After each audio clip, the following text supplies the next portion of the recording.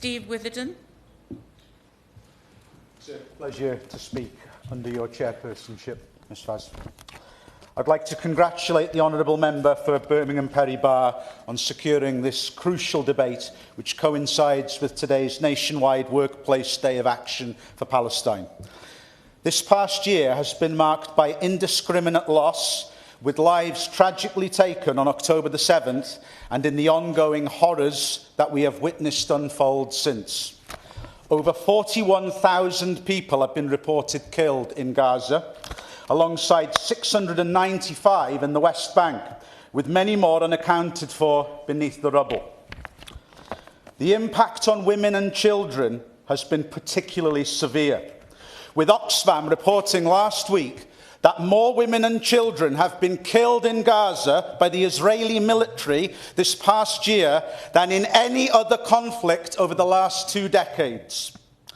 In addition to the ongoing daily bombardment, malnutrition, disease, and unmet medical needs pose an even greater threat to Palestinian lives.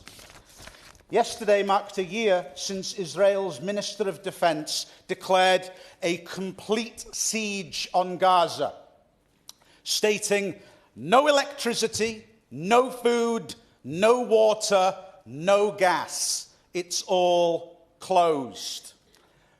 The humanitarian crisis that has followed has been beyond comprehension. Approximately 83% of required food aid is blocked from entering Gaza, while the risk of famine becomes more imminent. Over 70% of civilian infrastructure, including hospitals, has been destroyed, with over 500 recorded attacks on medical facilities and hundreds of healthcare workers killed. And last month, the United Nations reported that the number of aid workers killed in Gaza this past year is the highest ever recorded in a single crisis. While food aid and healthcare under attack, and aid workers paying the ultimate price for their efforts to provide relief, we must urgently address this humanitarian disaster and ensure unimpeded aid reaches all those who so desperately need it. I welcome the actions taken by the Labour government to facilitate the entry of humanitarian aid into Gaza in our first months in office. We have restored funding to UNRWA and engaged with the United Nations Security Council to ensure a global focus on protecting civilians in Gaza.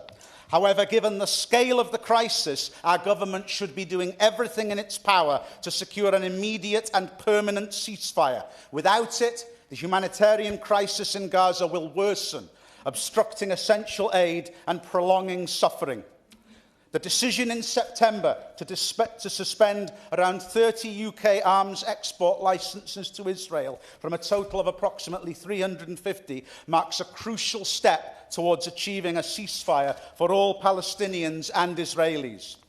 However, by excluding export licences for F-35 fighter jet parts from this announcement, the UK risks complicity in Israel's potential violations of international law.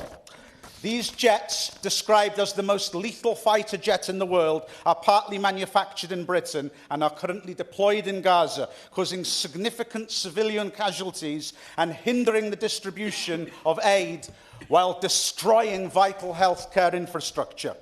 Can the Minister clarify how the decision to continue allowing licences for F-35 components exported via third-party countries aligns with the UK's international legal obligations? Additionally, how does this approach ensure that critical aid can be delivered securely to alleviate the suffering in Gaza, especially given the current risks to medical workers and the destruction of healthcare facilities? We must urgently end these atrocities and stand for humanity, as allowing the horrifying decline of this conflict to continue will lead to even greater consequences. Diolch yn fawr.